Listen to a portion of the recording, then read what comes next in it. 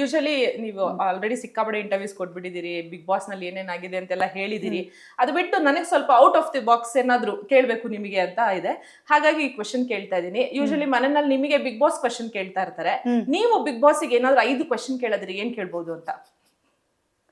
ಅಯ್ಯೋ ಎಂತ ಕ್ವೆಶನ್ ಇದು, ನಿಜವಾಗ್ಲೂ ನಾನ್ ಬಿಗ್ ಬಾಸ್ಗೆ ಏನ್ ಕ್ವೆಶನ್ಸ್ ಕೇಳಲ್ಲ.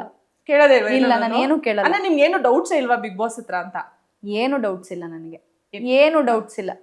ಸೊ ಬಿಗ್ ಬಾಸ್ ಬಿಕಾಸ್ ಅಲ್ಲಿರೋಷ್ಟು ದಿವಸ ನಾನು ಏನಿದ್ದೀನಿ, ನಾನು ಹೇಗಿದ್ದೆ ಏನು ಅಂತ ಅವರೇ ಹೇಳ್ಬಿಟ್ಟಿದ್ದಾರೆ.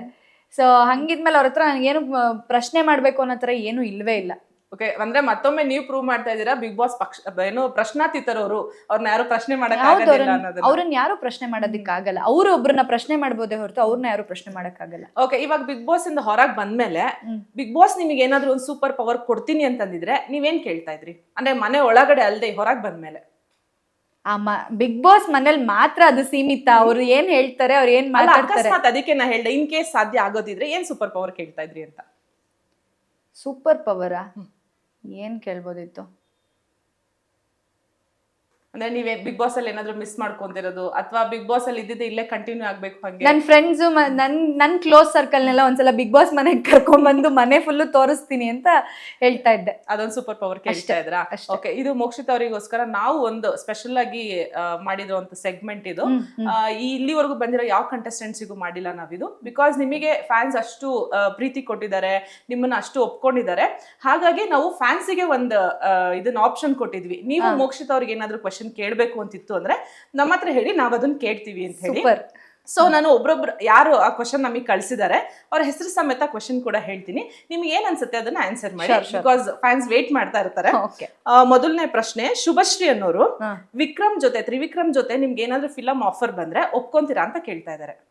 ಖಂಡಿತ. ಪ್ರೊಫೆಷನ್ ಬೇರೆ, ಪರ್ಸ್ನಲ್ ಬೇರೆ, ಪ್ರೊಫೆಷನ್ ಬೇರೆ. ಸೊ ಹಾಗಾಗಿ ಅದು ಎರಡನ್ನೂ ಕಂಬೈನ್ ಆಗಲ್ಲ. ಪ್ರೊಫೆಷನ್ ಖಂಡಿತ ಮಾಡ್ತೀನಿ. ಓಕೆ, ಇನ್ನ ಶಿವಶಕ್ತಿ ಅನ್ನೋರು ಈ ಪ್ರಶ್ನೆ ಕೇಳಿದ್ದಾರೆ, ಮಂಜಣ್ಣ ಅಂಡ್ ಮೋಕ್ಷಿ ಅಣ್ಣ ತಂಗಿ ಸಂಬಂಧನ ಹಾಗೆ ಕಂಟಿನ್ಯೂ ಮಾಡಕ್ ಹೇಳಿ ಅಂತ ಕ್ವಶನ್ ಕೇಳ್ತೀರಾ. ಅವ್ರು ಹೇಳ್ತಾ ಇದಾರೆ ಆಕ್ಚುಲಿ ಆ ಅಣ್ಣ ತಂಗಿ ಸಂಬಂಧ ಏನಿತ್ತು ಅದನ್ನ ಹಾಗೆ ಕಂಟಿನ್ಯೂ ಮಾಡಿ ಅಂತ ಹೇಳ್ತಿದ್ದೀರಿ. ನೀವೇನ್ ಹೇಳ್ತೀರಿ? ಓಕೆ, ಥಮ್ಸ್ ಅಪ್ ಕೊಟ್ಟಿದ್ದಾರೆ. ಓಕೆ, ನೆಕ್ಸ್ಟ್ ಇದು ಮೋಸ್ಟ್ ಆಸ್ಕ್ಡ್ ಕ್ವಶನ್. ಇದು ಎಷ್ಟು ಜನ ಕೇಳಿದ್ದಾರೆ ಅಂದ್ರೆ, ನಾವು ಕೇಳಿರೋ ಕ್ವಶನ್ ಆಗ್ಲಿ ಅಥವಾ ನಾವು ಬೇರೆಯವ್ರಿಗೆ ಇಂಟರ್ವ್ಯೂ ಮಾಡಿದಾಗಲಿ ಎಲ್ಲರೂ ಪ್ರತಿಯೊಬ್ರು ಹಾಕಿದ ಕ್ವಶನ್ ಇದು. ನನಗೆ ಗೊತ್ತಾಗ ಒಂದು 200-250 ಜನ ಆದ್ರೂ ಕೇಳಿರ್ತಾರೆ. ಸಂಕ್ರಾಂತಿ ಹಬ್ಬದ ದಿನ ನೀವು ಮತ್ತೆ ತ್ರಿವಿಕ್ರಮ್ ಅವರು ಒಂದು ಸಾಂಗಿಗೆ ಡ್ಯಾನ್ಸ್ ಮಾಡ್ತೀರಂತೆ, ಅದು ಯಾವ ಸಾಂಗ್ ಅಂತ ಗೊತ್ತಾಗ್ಬೇಕಂತೆ ಅವರಿಗೆ. ಮಂಡ್ಯದಿಂದ ಓಡಿ ಬಂದ ಕಳ್ಳ ಗೋವಿಂದ, ಹೆಣ್ಣೈಕ್ಳು ದೂರ ಇರಿ ಸ್ವಲ್ಪ ಯೋನಿಂದ. ಮನ್ಸಿನ ಮಾತು ಹೇಳ್ಬಿಟ್ರ ಅಲ್ಲಿ ಮೋಕ್ಷಿತ್ ಅವರು. ಓಕೆ, ಗೊತ್ತಾಗಿದೆ ಅನ್ಕೊಂತೀನಿ, ಯಾಕಂದ್ರೆ ಸಿಕ್ಕಾಬಡೆ ಕೇಳಿದ್ರು. ಇದು ನನಗೂ ಮೆಸೇಜ್ ಎಲ್ಲ ಮಾಡಿದ್ರು ಈ ಕ್ವಶನ್ ಕೇಳಿ ಮೋಕ್ಷಿತ್ ಅವರಿಗೆ ಅಂತ ಹೇಳಿ. ಅಂಡ್ ನಿಮ್ಮಿಬ್ರು ಪೇರ್ ತುಂಬಾ ಇಷ್ಟ ಆಗ್ಬಿಟ್ಟಿದೆ ಎಲ್ರಿಗೂ. ಪೇರ್ ಅಲ್ಲದೆ ಇರೋ ಪೇರ್ ಇಷ್ಟ ಆಗ್ಬಿಟ್ಟಿದೆ ಎಲ್ರಿಗೂ.